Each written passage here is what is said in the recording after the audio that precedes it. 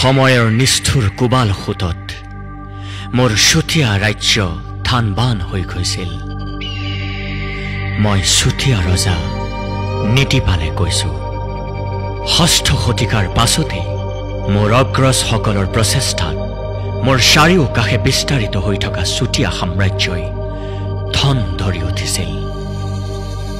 মোৰ ৰাজ্যৰ চাৰিওকাষে ৰাঙলগিৰি, নীলগিৰি, ধোৱলগিৰি, কালগিৰি, চন্দগিৰিৰে বিশাল ৰাজ্য ঠিকেই চলি আছিল। ৰজা ধীৰ নাৰায়ণৰ দুহিতা বীৰাংগনা সাধনীৰ সতে মই এক পবিত্ৰ চুতীয়া ৰাজ্যৰ মন মেলিছিলো।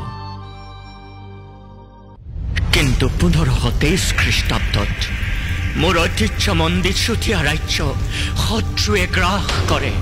বুঢ়া আপোনজনৰ বিশ্বাসঘাতকতাত আমাক ষড়যন্ত্ৰ কৰি বধ কৰিলে।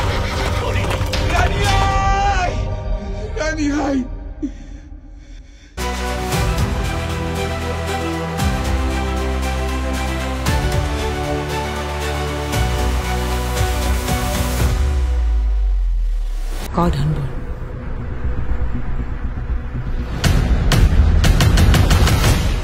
ৰাঙল গিৰিপতি নাই, চন্দ্ৰৰাজ নাই, নাই, নাই, সেনা প্ৰধান চুতীয়া ৰাজ